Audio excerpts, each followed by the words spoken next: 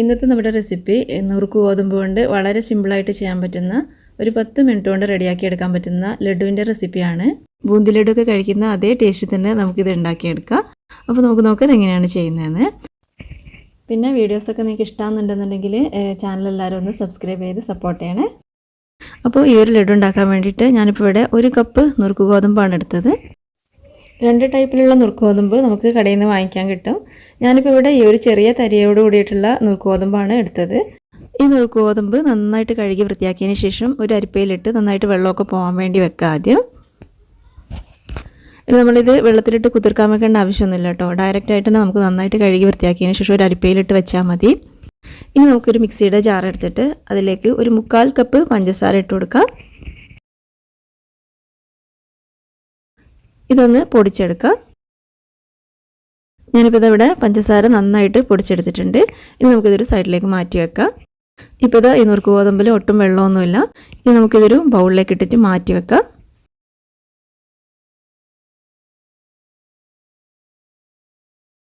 ഇനി ഇതുപോലുള്ളൊരു പാൻ എടുത്തിട്ട് അതിലേക്ക് 2 ടേബിൾ സ്പൂൺ നെയ്യ് ഇട്ട് കൊടുക്കാം.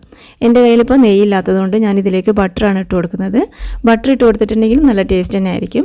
അപ്പോൾ നമ്മുടെ കയ്യിൽ നെയ്യില്ല എന്നുണ്ടെങ്കിൽ ബട്ടർ ഇട്ട് കൊടുക്കാം. ഇനി ഇതിലേക്ക് കുറച്ച് കാഷ്യൂസ് ഇട്ടിട്ട് ഇതൊന്ന് വറുത്തെടുക്കുകയാണ്. കാഷ്യൂസ് ഇപ്പോൾ ഇവിടെ റെഡി ആയിട്ടുണ്ട്. ഇനി നമുക്കിത് മാറ്റാം.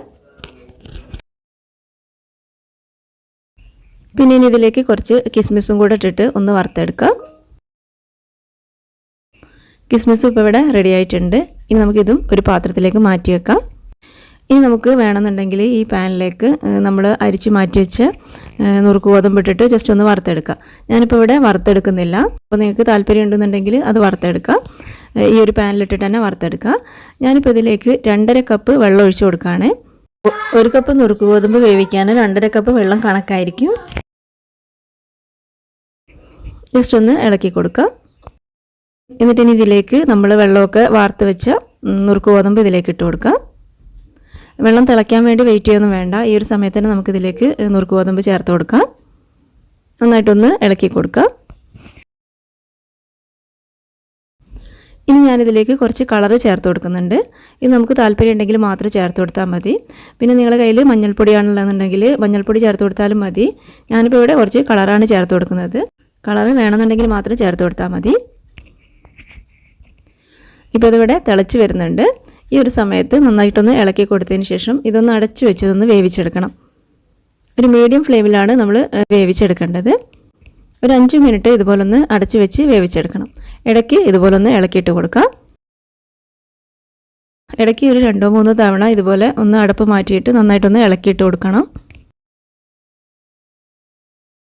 ഇപ്പോൾ ഇതാ ഒരു 5 മിനിറ്റിന് ശേഷം ഈ ഒരു രീതിയിൽ കിട്ടിയിട്ടുണ്ട്. ഈ ഒരു സമയത്ത് നമ്മളിതിലേക്ക് 1/2 ടീസ്പൂൺ ഏലക്കാപ്പൊടി ചേർത്ത് കൊടുക്കാം. ഏലക്കാപ്പൊടി ഒരുപാടൊന്നും ചേർത്ത് കൊടുക്കരുത്. ഏലക്കാപ്പൊടിയുടെ ഫ്ലേവർ കൂടിപ്പോയിട്ടുണ്ടെങ്കിൽ ലഡു അത്ര ടേസ്റ്റ് കിട്ടില്ല. അപ്പോൾ ഈ ഒരു രീതിയിലായി കഴിഞ്ഞിട്ടുണ്ടെങ്കിൽ നമ്മൾ പിന്നെ ഇനി അടച്ച് വെച്ച് വേവിക്കേണ്ട ആവശ്യമില്ല. ഇതുപോലെ ഇളക്കി കൊടുത്ത് വേവിച്ചെടുത്താൽ മതി. ഇപ്പോൾ തന്നെ നുറുക്ക് ഗോതമ്പ് നന്നായിട്ട് വെന്ത് വന്നിട്ടുണ്ട്. ഇനി നമുക്കിതൊന്ന് കുറുക്കിയെടുത്താൽ മതി. ഇപ്പോൾ ഈ ഒരു രീതിയിൽ നന്നായിട്ട് വെന്ത് കിട്ടിയിട്ടുണ്ട്.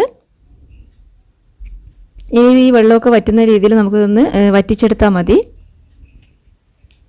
മീഡിയം ഫ്ലെയിമിലിട്ടിട്ടാണ് ഇതെല്ലാം ചെയ്യേണ്ടത്.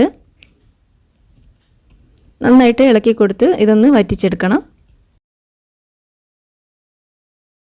ഇപ്പോൾ അത്യാവശ്യം വെള്ളമൊക്കെ വറ്റി കിട്ടിയിട്ടുണ്ട്. ഇനി നമ്മളിതിലേക്ക് ഒരു 1/2 ടേബിൾ സ്പൂൺ നെയ്യിട്ട് കൊടുക്കാം. ഞാനിപ്പോൾ ഇവിടെ ബട്ടറാണ് ചേർത്ത് കൊടുക്കുന്നത്. ഇതുപോലുള്ളൊരു ചെറിയ പീസ് ബട്ടർ ഇതിലേക്ക് ചേർത്ത് കൊടുത്തിട്ടുണ്ട്. എന്നിട്ട് നന്നായിട്ടൊന്ന് മിക്സ് ചെയ്ത് കൊടുക്കാം.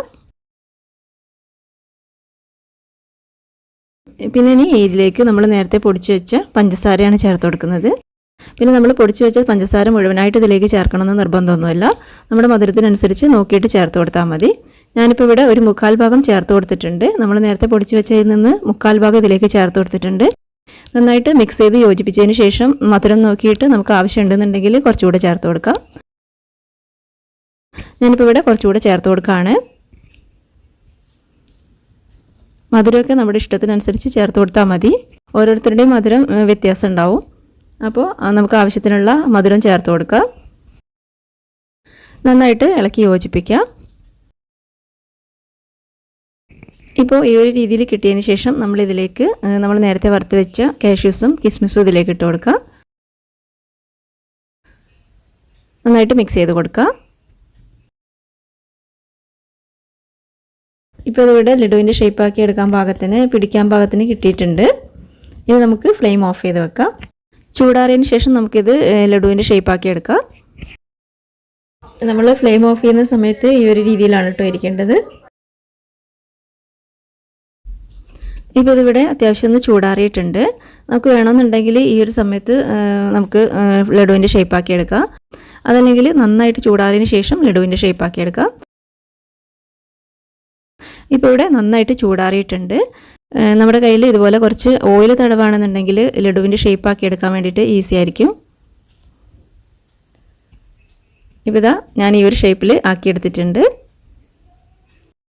ബാക്കിയുള്ളതെല്ലാം ഇതുപോലെ ഉരുളകളാക്കി ലഡുവിൻ്റെ ഷേപ്പാക്കി എടുക്കുക.